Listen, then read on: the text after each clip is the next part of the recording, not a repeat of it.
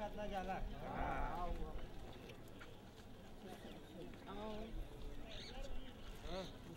में पड़ गए गंगा के नदी ना गंगा के ले जाला कि ना गंगा के ले जाला जमीन में कर दे बोरिंग कर दिया यही का बोरिंग डाल दिया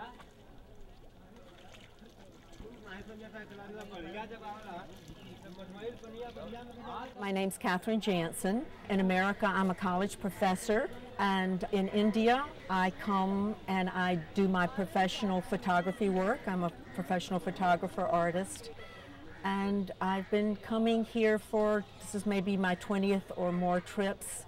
So India is part of my work and part of my life. I come and photograph, and I live and I work on other projects when I'm here as well.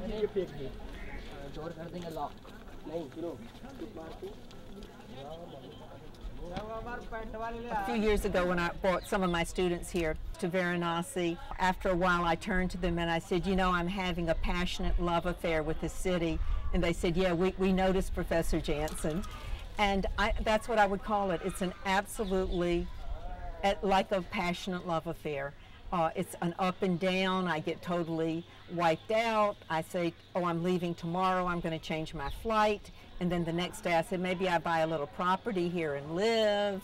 It's schizophrenic. It's crazy. But there's just, there's some incredible chemistry here for me.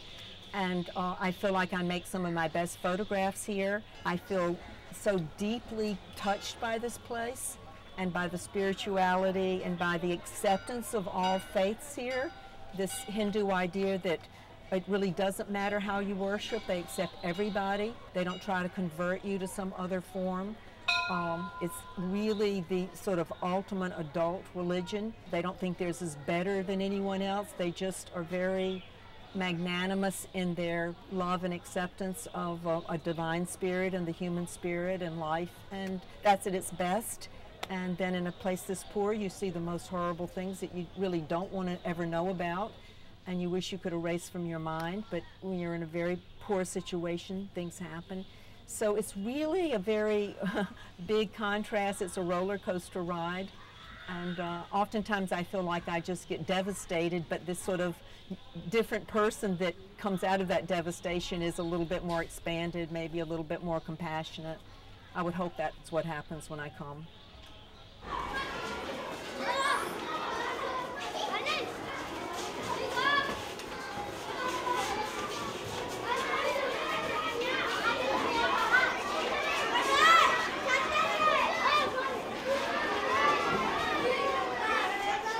From a friend of mine's son, actually, who had been to India, I found out that there was a school for orphan girls in Varanasi, and I had come to India so many times and felt like I had had so many wonderful experiences and had gained so much, but I felt like it was time to sort of pay back a little bit.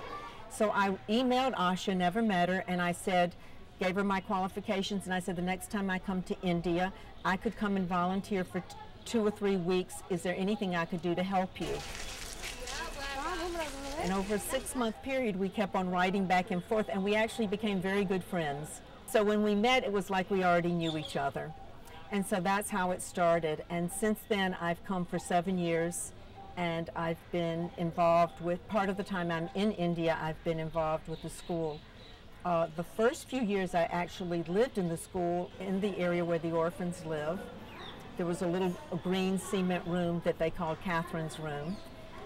It didn't have any hot water or too much plumbing, but it was quite adequate. I tried to live close to the style that the children lived. And I did a lot, anything Asha needed. She didn't have very much help at that time, so I just said, listen, Asha, you need something, I'll do it. I didn't say I can only do this or that. So I did a lot of computer work and secretarial work, which is probably the last thing I ever wanted to do in my life. But I just felt like I was here kind of to help her and not to just do what I wanted to do. And I spent a lot of time with the girls, obviously, because I lived in the same area with them. And they were quite young then, and they'd like to sit on my lap, and I told them stories, and we did a lot of hugging and snuggling.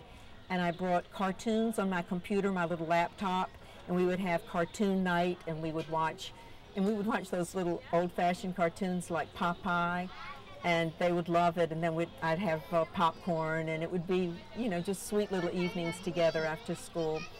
So I got to know them really well. I got to know the school well, and as the years progressed, I started doing different things. And at one point, I set up a nutritional program for the school where I started making this thing called peanutty. It's used all over the world, and you mix peanut butter and powdered milk and vitamins, and you roll them up and you serve them as snacks, because so many of the children I felt like weren't getting nutritional food. So for years I would come and get people to help me, and we would roll hundreds and hundreds of peanut butter rolls and pass out. And then I also started a health program where I started taking the children to the doctor and to the dentist if they had problems, and got a special little fund going for that. So, you know, it just changed. I went sort of from secretarial to babysitting to food program to, and I've taken them on lots of little excursions, like ridding a boat and going up and down the Ganga, or, you know, whatever you would do to help a situation like that. When I was there for the first few years, it was really like paying, I'm sure Asha was like paying the bills from a day to day. You know, it was like money would just come just in enough time that electricity didn't go out. And then we got a very large, and I'm not really sure how much it was, and Pierre was responsible for this, donation from someone who had died and wanted to give their money to a good cause. So he negotiated that, and that was the beginning of the school becoming a much bigger situation. And so prior to this fund, there had been maybe half a dozen people like myself, Connie, a few other people who were basically donating the money that was running the school. You know, just, and not outrageous amounts, you know, maybe a few thousand a year, that kind of thing, rather than hundreds of thousands. But all of us were doing it, so it kind of made enough for it to happen. Most of the students go home at night. They're day students, and they have either a mother or a father, or at least a place to live. But they live in very compromised situations. I've been to a lot of their homes, you know, tarps or danky places with poor sewage and water and all. So they're very poor children, could not come to school if people did not contribute money for them. And the money goes for the uniform, for the books, for the teacher's salary, for the electricity of the building, things like that. So it's an ongoing struggle, I'm sure, all the time for Asha to balance everything. And now that she has a bigger building and more students, I'm sure it costs more to keep the school going. So I really don't know all those politics of how that happens. I still contribute every year to the support of the school through supporting individual children.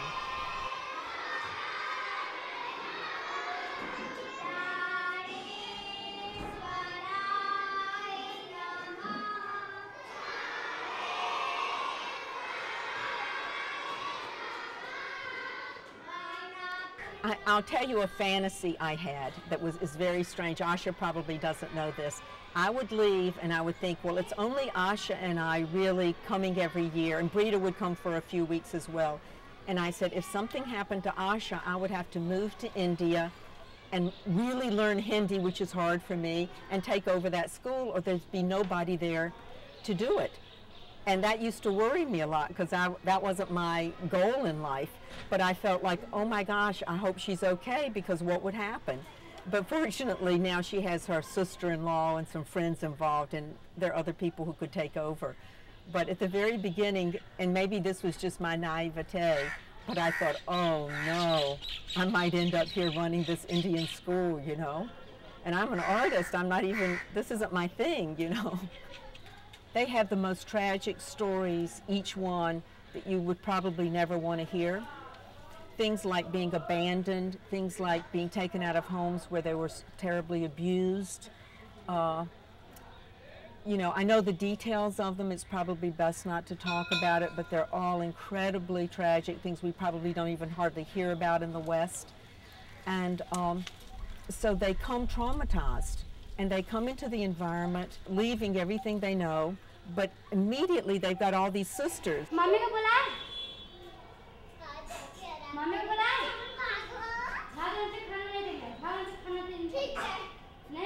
and they really love each other, and they play together, and they sleep together, and they work together.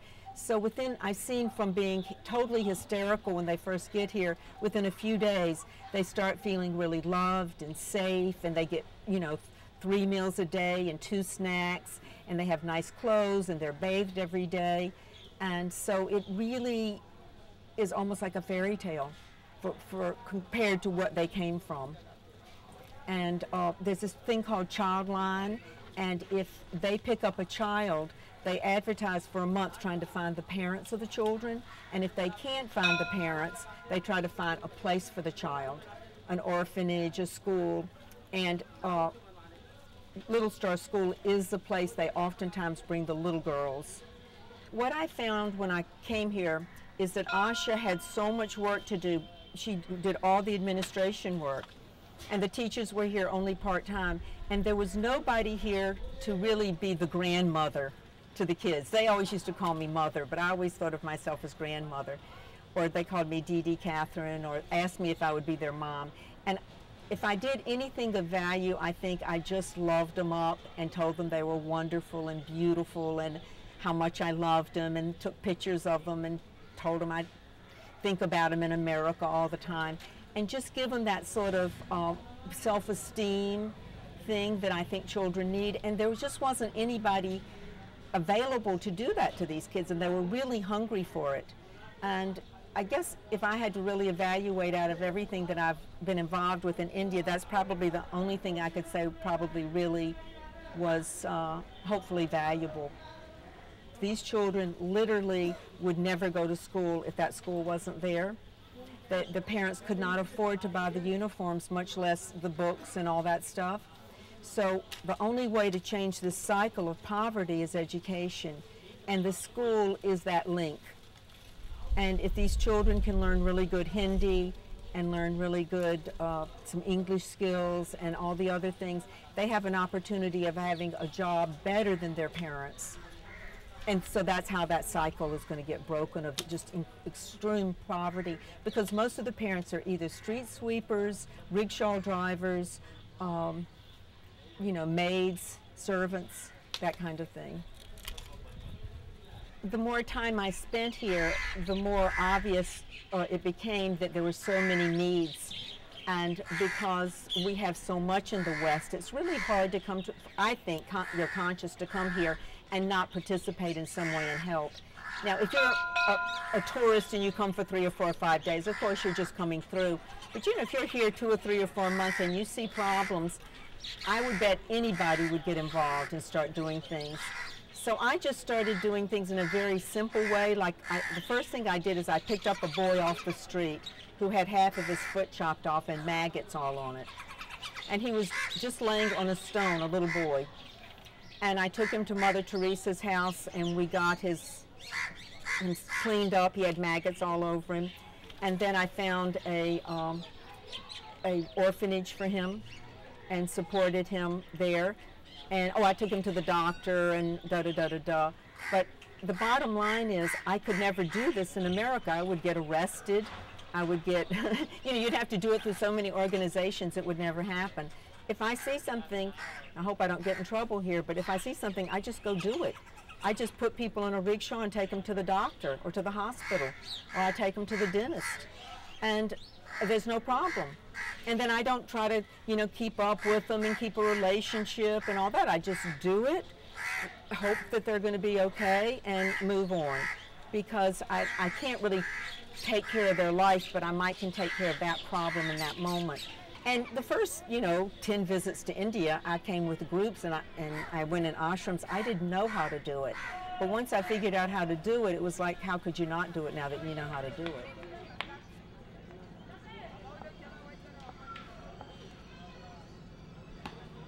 I wish for the future that we as a species move into a more conscious and compassionate attitude towards everything on this planet, because I think that's the only way we're going to be able to continue, and that the best way I can think for this to happen is for people to see other people doing it. So when you see someone do a nice act, it's kind of, oh, I can do this too. And so I think everybody in their own style and personality, if they just do something that's helpful for a human being, an animal, a tree, the planet, it doesn't matter, that it will be almost contagious. And people will pick up that spirit. And everyone should do it in their own style. That's what I would wish.